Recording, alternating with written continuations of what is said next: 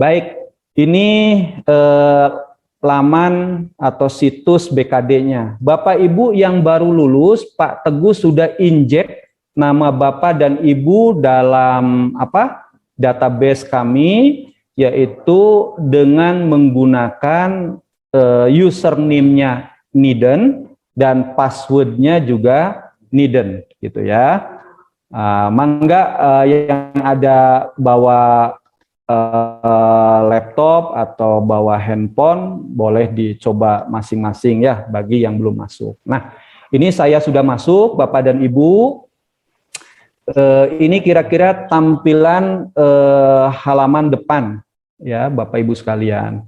Nah, ini ada pertanyaan dan jawaban yang seringkali muncul sehingga kami tuliskan saja di sini. Kemudian nanti ada call center juga ya Bapak Ibu, silakan kalau ada masalah nanti boleh WA ke saya, Pak Heri Purwanto, kemudian ini juga Pak Agus di samping saya ini. Siapa? Kemudian Pak Teguh Wiharko. Saya adalah dosen di LPKIA, Pak Agus dosen di Surya Kancana, dan Pak Teguh dosen di Unsap Sumedang ya. Universitas 11 April, tadinya Insap, sekarang jadi Unsap. Bapak Ibu sekalian, ini menu-menunya ada. Yang pertama paling atas adalah menu home, ini isinya cuma ini saja. Kemudian data dosen, nah ini contohnya Bapak Ibu sekalian, nanti bisa diedit ya, silakan kalau ada kesalahan dan seterusnya. Kemudian ada menu yang disebut dengan menu BKD. Nah, Bapak dan Ibu ngisinya di menu BKD. Karena saya angkatan yang lama gitu, maka di sini saya sudah mengisi nih Bapak Ibu untuk Gasal 2021-2022. Ini saya ya, Gasal 2122. Kemudian Bapak dan Ibu kalau belum maka bisa klik tambah saja di sini, ada tombol tambah. Kemudian nanti diisilah mau pilih Gasal gitu ya. Kalau yang genap 2021-2022 udah dibuka belum Pak Agus? Belum ya? Belum ya. Jadi baru Gasal 21-22. Yang genap belum dibuka oleh kami gitu ya. Nanti Bapak dan Ibu tinggal tambahkan saja. Nah, setelah muncul di sini Bapak dan Ibu klik isi saja ya. Nah, diisi ini ada submenu identitas, kinerja, simpulan, dan cetak. Nah, kemudian di atasnya Bapak Ibu ada approval yang dilakukan oleh 3 peranan. Yang pertama oleh tadi Kaprodi Bapak dan Ibu. Nah, Bapak Ibu ada pertanyaan begini, Pak, kalau saya Kaprodinya belum Serdos, boleh nggak saya di-approve oleh Kaprodi saya? Jawabannya, ada nggak Sekprodi Ibu dan Bapak yang sudah Serdos? Oh ada, baiknya oleh Sekprodi. Pak nggak ada, coba naik sedikit. Apakah ada wakil dekan yang sudah sudah Serdos? Apakah Pak Dekan? Apakah wakil ketua satu bidang pendidikan? Kalau satu perguruan tinggi tidak ada semua yang Serdos, maka bolehlah melakukan approval. Pertanyaan yang kedua. Kemudian yang perlu dilakukan ketika masuk sansa adalah ya siap Bu Eti, mengajar Bu Eti.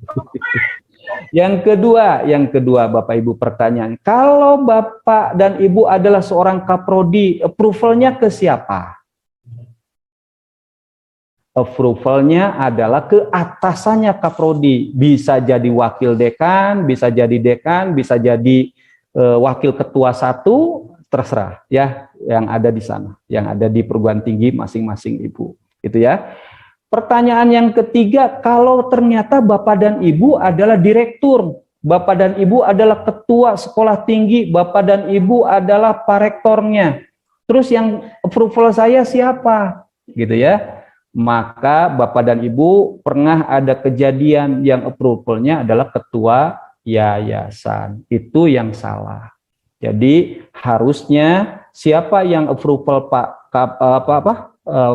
Direktur atau Pak Ketua ataupun Pak Rektor, pada dasarnya setinggi apapun jabatan struktural yang ada pada sebuah perguruan tinggi, beliau adalah seorang dosen yang berhome base pada sebuah program studi. Maka kembali lagi ke asal, beliau yang melakukan approvalnya adalah Kaprodi. Gitu ya Bapak Ibu sekalian. Ini supaya dipahami dengan baik oleh Bapak dan Ibu. Kembali, nah ini sampai Kaprodi ini dilakukan ketika Bapak dan Ibu prosesnya BKD. Kapan BKD dilakukan? Tadi di awal semester. Gitu ya, di awal semester kontrak Bapak. Nah, setelah nanti di akhir semester, contoh ini saya hari ini belum melakukan nih LKD. Kenapa saya belum melakukan LKD? Karena perguruan tinggi saya sedang UAS. Bahkan mata kuliah saya baru hari Senin besok ujiannya. Jadi saya belum bisa laporan apapun. Sehingga LKD saya nanti saja di pertengahan bulan. Nah, setelah nanti saya LKD selesai, misalkan diupload, diunggah semua bukti fisiknya, maka Bapak Ibu nanti akan mengalir ke dua asesor ini. Ya, data kita, nama kita akan masuk ke biliknya asesor ini. Ya, asesornya boleh dari eksternal tadi ya, boleh dari internal. Boleh nggak eksternal dan internal? Asesor 1 internal, asesor 2 eksternal? Boleh. Boleh nggak misalkan Ibu asesor juga misalkan ya. Ini misal saja. Tapi nggak mungkin di sini ada asesor karena syarat asesor harus serdos dulu. Asesor 1 mengasesi asesor 2 itu juga enggak boleh ya. Harus pakai asesor yang lain. Berbolak-balik nggak boleh ya, harus salah satu saja. Nah, Bapak Ibu kembali yang berikutnya. Ini tombol identitas. Ini yang pertama kali wajib Bapak Ibu isi. Apa yang harus diisi Ibu dan Bapak? Ibu dan Bapak tinggal klik tombol tambah. Karena saya sudah mengisi, jadi ininya sudah ada ya tombolnya. Ini tinggal dilengkapi saja Bapak Ibu. Bagi Bapak dan Ibu yang bukan dosen DPK atau dosen PNS tidak boleh mengisi NIP. Bahkan hanya pakai strip pun tidak boleh. Dikasih titik juga nggak boleh. Pokoknya keun wetong diisi. Biarkan tidak boleh diisi. Ya. Kemudian jangan lupa nomor sertifikat ya Bapak Ibu. Ada pertanyaan Pak, nomor sertifikat saya nggak ada. Boleh nggak diganti pakai sertifikat vaksin? Nggak boleh. Ya. Pakai sertifikat rumah juga nggak boleh. Ganti saja dulu pakai nomor registrasi. Ya. Di mana didapatnya? Di Sister ada ya. Nanti tinggal masukkan dulu ke situ. Nah, hal yang berkaitan dengan sertifikatnya, sila nanti Ibu tanyakan ke Ibu lainnya. Ada semua di beliau ya informasinya. Kemudian ada nama, silakan. Nah, nama-nama perguruan tinggi sudah dimasukkan semua dalam database ya Bapak Ibu. Bagi Bapak Ibu yang penggabungannya baru, berubah bentuk dan seterusnya, silakan nanti hubungi saja ke kami di call center untuk melakukan perubahan ya. Kemudian silakan fakultasnya diisi, program studinya diisi, japung dan seterusnya, S1 S2-nya di mana ya. Nah, kemudian jangan lupa Bapak Ibu jenis dosennya diisi. Dosen itu ada yang disebut dosen biasa atau DS, ada profesor juga biasa PS. Ada yang disebut dengan DT, ada yang juga disebut dengan PT. Dosen dengan tugas tambahan atau profesor dengan tugas tambahan. Saya jelaskan yang DT dulu. Apa itu DT atau PT? DT atau PT adalah dosen, dia diamanahi jabatan struktural di perguruan tinggi tempat berhome base, dari mulai sebagai kepala LL Dikti, rektor, dekan, wakil dekan, kepala unit, kepala departemen, kaprodi, sampai dengan sekprodi. Maka beliau disebut dengan dosen berjenis DT atau PT. Dosen dengan tugas tambahan. ada dosen yang juga tidak mendapatkan amanah jabatan struktural apapun yang tadi disebutkan, maka beliau disebutlah dengan DS atau dosen biasa atau profesor biasa, tidak mendapatkan tugas atau kewajiban yang lain, gitu ya. Nah, ini nanti jabatannya Bapak Ibu silakan dipilih, ini di sini sudah ada ya. Kemudian khusus untuk Bapak dan Ibu, kalau guru besar pasti di sini belum ada karena tidak mungkin, baru lulus Serdos kan tidak mungkin ya. Itu ada nanti periode laporan guru besarnya, termasuk nanti Bapak Ibu isi bidang ilmu. Nah, kemudian Bapak Ibu jangan lupa untuk mengisikan nomor handphone Ibu dan Bapak ya, ini untuk pendataan juga.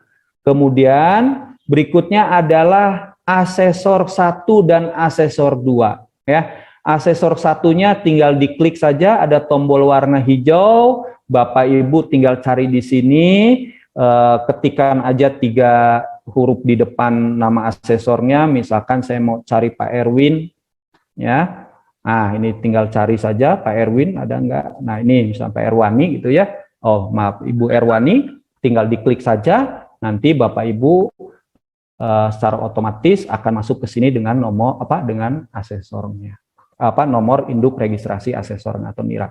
Bagaimana kalau ternyata ketika dicari tidak ada? Misalkan Bapak Ibu pernah kuliah di Padang ya. Ada universitas di Padang tempat Ibu Bapak kuliah dulu S1 atau S2, kemudian berkenalan dengan asesor di sana dan ingin beliau diundang atau di-invite untuk menjadi asesor Ibu dan Bapak. Boleh. Nanti Ibu dan Bapak kalau tidak ada di sini, sampaikan datanya saja ke kami, nanti kami injek di dalam database gitu ya. Termasuk asesor kedua ya Bapak Ibu, jangan lupa. Nah, ini yang sering kali salah persepsi Bapak Ibu. Jadi di Niden Kaprodi atau Kajur atau Kepala Departemen, Bapak Ibu seringkali menuliskan begini, Niden, terus di sini Kaprodi garis miring. Ini tidak boleh. Nanti ini nggak akan masuk ke biliknya punya Kaprodi. Jadi nama Bapak dan Ibu nggak akan bisa masuk. Jadi hanya diisikan Niden Kaprodi saja. Tidak boleh ada titik, nggak boleh. Kemudian yang suka salah itu ada ronggak. Tuh, begitu. Satu ronggak. Ya, itu nggak boleh. Pokoknya harus betul-betul Niden. Gitu ya, tidak boleh ada kalimat atau teks atau huruf yang lain, itu ya, termasuk spasi. Oke, setelah yakin maka Bapak Ibu klik edit saja ya, masukkan, gitu ya. Oke, nah ini sudah diisi biodatanya, kemudian barulah masuk ke kinerja.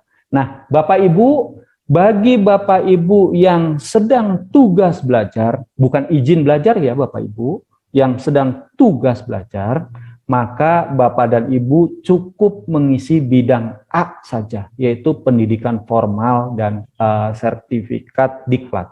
Ya, hanya bidang A saja. Tapi tadi statusnya jangan lupa Bapak dan Ibu sebagai di identitas Bapak Ibu sebagai dosen tugas belajar, gitu ya. Kemudian ada tridharmanya, pendidikan, penelitian, abdimas, dan unsur penunjang. Di sini yang ada baru kewajiban khusus lektor kepala dan profesor. Bapak Ibu sekalian, ini di bidang pendidikan, contoh saya kasih contoh ya Bapak Ibu, klik saja pakai tombol tambah. Ini Gasal, ya ini karena tadi sudah ada 2, saya ini yang ketiga, misalkan apa ini, saya melakukan perkuliahan ya, misalkan saya ketik saja di sini mengajar mata kuliah, ini terkecil ya, algoritma dan pemrograman, misalnya 1, oke. Oke, kemudian SKS-nya, bukti penugasannya adalah apa? Surat tugas misalkan ya. Atau SK lah, biasanya tiap perguruan tinggi agak berbeda ya, ada yang disebut dengan surat tugas, ada juga di sebagian adalah SK. Nah, SKS-nya beban kerjanya misalkan 3 SKS. Nah, pedomannya dari mana Bapak Ibu untuk menentukan SKS ini? Bapak dan Ibu harus download PO BKD 2021. Nanti Pak Agus juga akan menyinggungnya ya tentang PO BKD 2021. Nah, masa penugasannya berapa lama? 1 semester misalkan ya. Bukti dokumen yang akan diupload nanti apa? Misalkan DHMD apa Pak Agus singkatnya? Daftar hadir mahasiswa dan dosen, kemudian nilai gitu ya, misal. Oke. Kemudian SKS kinerjanya juga sama ya Bapak Ibu, 3 SKS. Ini banyak sekali kasus tidak bisa disimpan karena nulisnya 3,00, tidak pakai 3 titik, harusnya pakai ini ya, pakai titik ya. Oke, karena saya sedang BKD, maka rekomendasinya masih lanjut ya, jangan selesai dulu. Oke, lanjut ya, di insert, maka akan muncul yang ketiga, yang ini tadi ya, ini baru saya insert yang nomor 3 ini, ya, mengajar mata kuliah algoritma. Nah, dah saja seperti ini, nanti di akhir semester Bapak dan Ibu, ini akan dibuka kembali oleh Bapak dan Ibu. Klik saja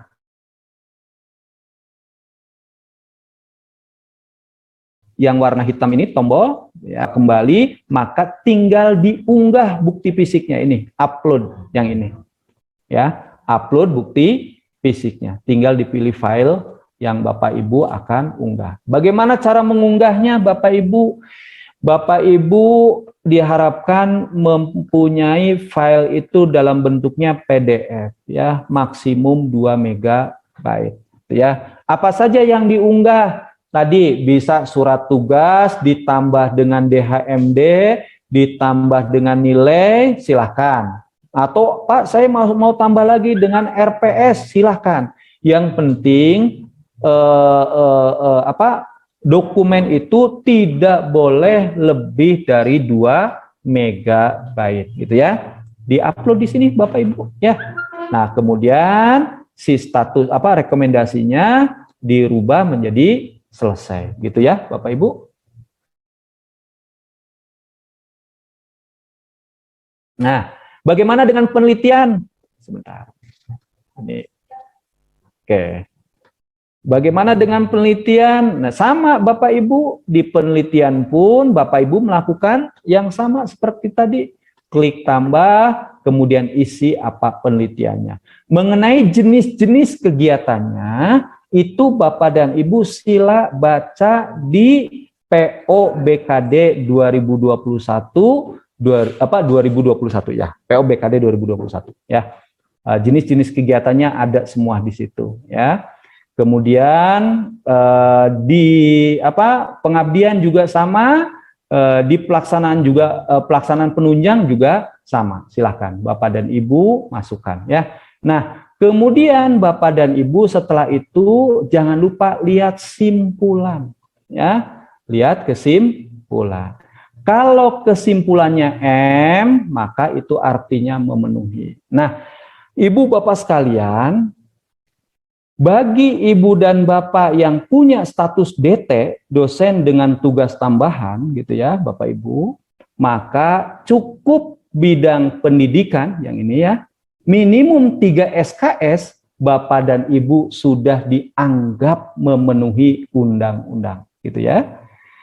Tapi bagi Bapak dan Ibu yang tidak memiliki jabatan struktural atau dosen biasa, DS, seperti ini ya Bapak Ibu, ini DT ini kalau Bapak dan Ibu tidak punya tugas berarti dosen biasa gitu, maka bidang pendidikan ditambah bidang penelitian itu minimum 9 SKS gitu ya. Dan semua unsur harus diisi Bapak dan Ibu, tidak boleh kosong. Kalau DT tadi boleh kosong. Jadi baik penelitian, abdimas, penunjang itu untuk DT boleh kosong. Tapi kalau tadi merujuk lagi ke Undang-Undang 14, guru dan dosen, pasal yang ke-72, ingat, kita ini adalah dosen yang punya kewajiban sangat mulia di pundak kita untuk apa? Sebagai seorang profesional yang mengemban amanah Tridharma perguruan tinggi. Maka baiknya tetap diisi ya Bapak dan Ibu, walaupun secara administratif Bapak dan Ibu akan memenuhi syarat undang-undang. Ini contoh saya DT, saya tetap isi gitu ya. Nah, ini contoh yang saya pengabdian saya kosongkan bisa. Ya. Tuh, pengabdian saya kosong, 0. Boleh gitu ya. Saya lupa belum ngisi atau saya sengaja tidak isi, misalkan boleh. Gitu ya. Nah, Bapak Ibu sekalian, setelah ini selesai mengisi semuanya gitu ya, maka Bapak dan Ibu nanti bilang ke Kaprodinya, Pak Kaprodi, saya sudah mengisi, mohon untuk dilakukan approval. Biasanya nanti Kaprodi akan sama-sama dengan kita sebagai dosen mendiskusikan ini tentang kontraknya, kemudian beliau melakukan approval. Nah, setelah nanti di akhir semester, barulah Bapak dan Ibu akan di-approve oleh 2 orang asesor. Gitu ya, Bapak Ibu sekalian. Ini singkat berkaitan dengan dengan pengisian BKD di LL Dikti wilayah 4 Jawa Barat dan Banten.